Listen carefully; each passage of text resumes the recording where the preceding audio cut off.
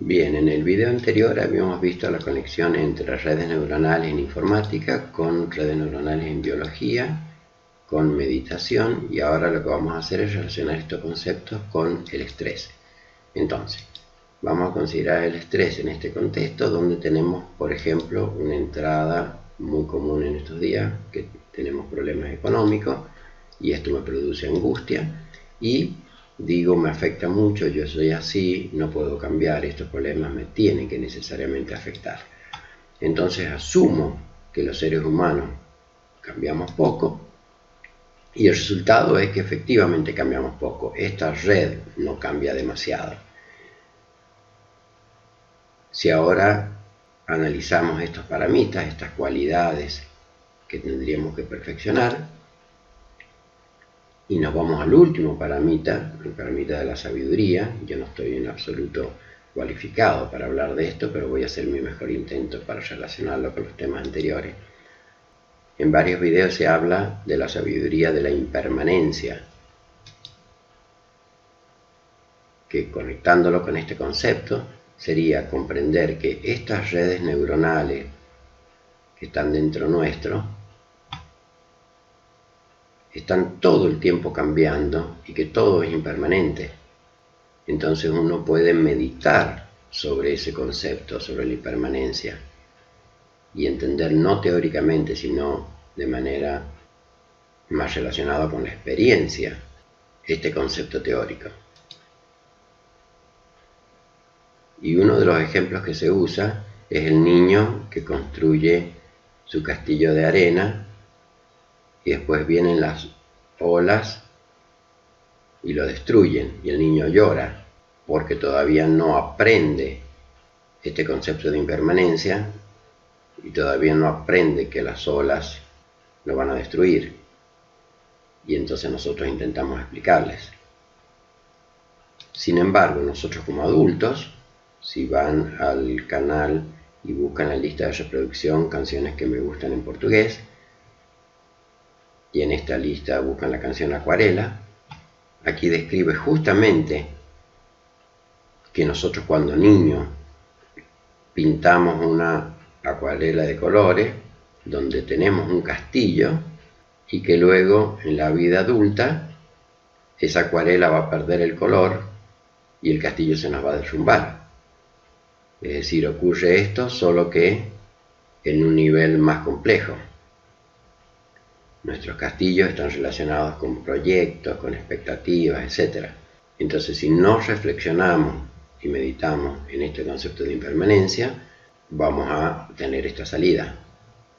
Ahora, si dejo de asumir que cambiamos poco y me abro a la posibilidad de que estos pesos puedan cambiar muchísimo, entonces el resultado es que cambiamos mucho más de lo que uno se imagina. Y entonces ante la misma entrada, ante el mismo estímulo, puedo ya ponerme de pie, y el concepto clave es que si bien tengo que trabajar para cambiar el contexto, el cambio fundamental ocurre dentro de las redes neuronales que están dentro de cada uno de nosotros. Es decir, es un trabajo de introspección. En vez de concentrarme tanto en el mundo exterior, nos concentramos en nuestras propias redes neuronales, en nuestro propio interior. Y en esto consiste la mayoría de este trabajo. Entonces, cuando vamos logrando esto, entonces en forma relativa, esta entrada no nos causa tanto problema y logramos que los efectos del contexto externo nos afecte menos. Y potencialmente, ¿cuánta cantidad de peso podríamos llegar a cambiar si cambiamos la actitud?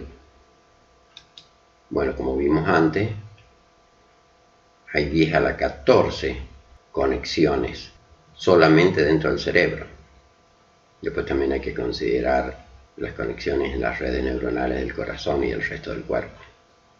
Entonces lo interesante es que cuando obtenemos un título, que en la mayoría de los casos es más de 3 años, dedicamos muchísimo tiempo a comprender, por ejemplo, el concepto de autovalores y autovectores, que acá me pareció interesante porque podemos hacer una transformación en la que este cuadradito gira. Son los ejemplos típicos que se usan para explicar autovalores y autovectores, que está muy conectado con la realidad. De hecho, las tecnologías para realidad aumentada utilizan eigenvalues, es el término en inglés de autovalores, y los autovalores se usan en realidad aumentada porque justamente cuando giramos el celular, internamente tiene que hacer este tipo de transformaciones. También está relacionado con economía, porque los autovalores también están relacionados con el desarrollo económico, se usan en economía.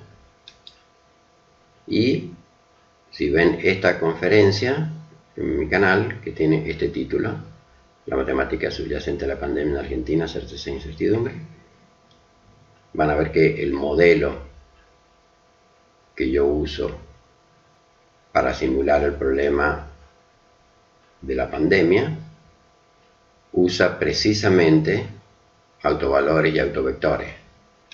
O sea que esto termina en relación con los fallecimientos en la pandemia y por supuesto está muy relacionado con el estrés, o sea que todo tiene que ver con todo.